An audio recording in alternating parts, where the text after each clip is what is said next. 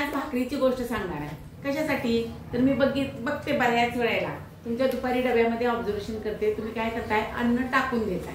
काय करताय, अन्न टाकून देताय. त्यामध्ये तुम्ही भाकरी टाकून देताय, चपाती टाकून देताय, भाजी राहिलेली पण टाकून देताय. पण ह्या अन्नाची आपल्याला किंमत समजली आणि हे अन्न कोठून येते हे जर आपल्याला समजलं तर आपल्याला थोडंसं सुद्धा अन्न टाकून द्यायची इच्छा होत नाही. तर त्यासाठी आज सुरुवातीला आपण भाकरीची गोष्ट बघूया. भाकरी कशी तयार होते बघायची आहे का? तर मी आता लिहिलेलं काय काय रे, पहिलं वाचा.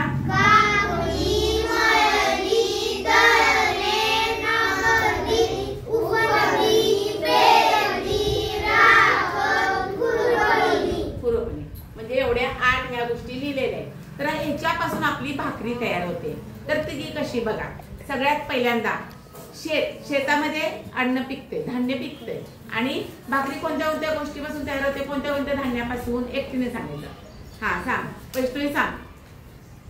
हा भाकरी, ज्वारी, हा बाजरी, हा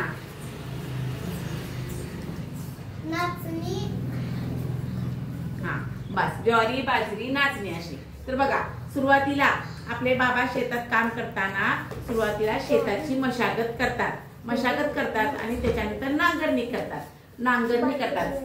पहिला स्टेज कुठला आहे, नांगरणी. सुरुवातीला आपल्या शेतामध्ये आपण शेताची मशागत करून काय करायची, नांगरणी.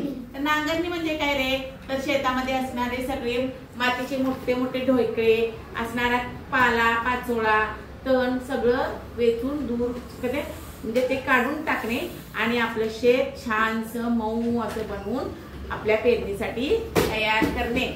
आता मृग नक्षत्र कधी सुरू होते तर 7 जूनला.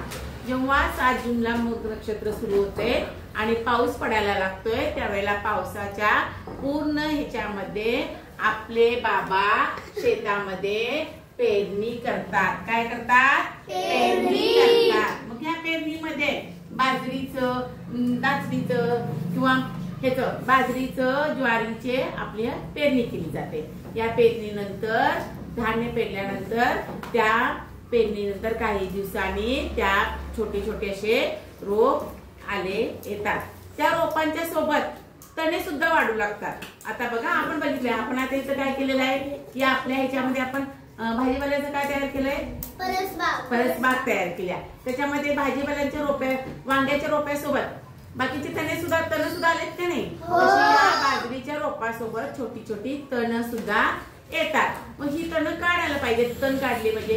जर तण नाही काढलं तर बाजरीची रोपांची मोठ्यानं वाढ होणार नाही. तर तण काढण्याच्या क्रियेला काय म्हणतात, शाबाश, काय म्हणतात, खुरपणी म्हणजे तण काढणे. आता तण काढल्यानंतर आपली ही रोपे मोठी होऊन छान पैकी ती वाढू लागतात आणि त्या रोपांना बाजरीची, ज्वारीची कणस तयार होतात आणि त्या कणसामध्ये काय होतात, छोटे छोटे दाणे तयार होतात. जशी कणस तयार होतात तशी पाखरे जे आहेत पक्षी ते काय करतात, शेताभोवती यायला लागतात. त्यावेळेला आपण त्या पिकांची राखण करतो. काय करतोय, राखण. मग राखण कशा पद्धतीने करतात सांगा बघूया. एक शेतामध्ये एक बुजगावण पण तयार केलेलं असतंय, ते ठेवलेलं असतंय आणि नंतर फिरवून काय फिरवून, बुजगावण काय सांगा की, ते दगड हे करून पूर्णपणे मारून घालवले जातात. आणि याच्यानंतर राखणीनंतर मग आपले धान्य त्या शेतामध्ये छान येते आणि वाढल्यानंतर पूर्ण कणीस तयार होऊन त्यामध्ये ज्वारी आणि बाजरीची काय झालेली असतात, काय तयार होतात, पूर्णपणे कांचे पिके तयार होतात, कणसे भरलेले असतात. आता ते कसं करायचं तर त्यावेळेला त्या बाजरीच्या, ज्वारीच्या पिकांची कापणी करतात. काय करतात, कापणी म्हणजे ती धाटासहित ती काय करायचं, कट करायचं. आणि कापणी झाल्यानंतर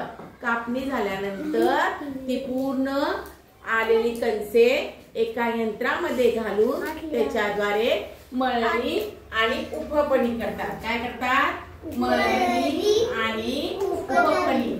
मळणी म्हणजे काय बघा, त्या यंत्रामध्ये ती दाणे कंच घातल्यानंतर जेव्हा त्या यंत्राच्या तोंडाशी पिशवी बांधली जाते आणि ती यंत्र फिरवलं म्हणजे यंत्र सुरू असल्यानंतर त्या यंत्रामधून जेवढे दाणे आहेत तेवढे त्या पिशवीच्या तोंडाशी येऊन त्या पिशवीत पडतात आणि राहिलेला कचरा धाट वगैरे लांब वाऱ्याच्या सहाय्याने पडले जाते आणि त्याच्यानंतर शेवटी ते पूर्ण मळणी झालेलं दाणं वगैरे सगळे पोत्यामध्ये भरून शेतकरी ट्रॅक्टरने बैलगाडीच्या सहाय्याने आपल्या घरी आणतात आणि घरी आणल्यानंतर ते निवडून आई आपली काय करते गिरणीमध्ये जाऊन ज्वारी किंवा बाजरी दळून आणते दळते दळणे क्रिया आणि दळून आणल्यानंतर मग आई आपण त्या ज्वारीच्या पिठापासून काय तयार करते भाकरी. मग एवढ्या क्रिया एक छोटीशी भाकरी तयार करण्यासाठी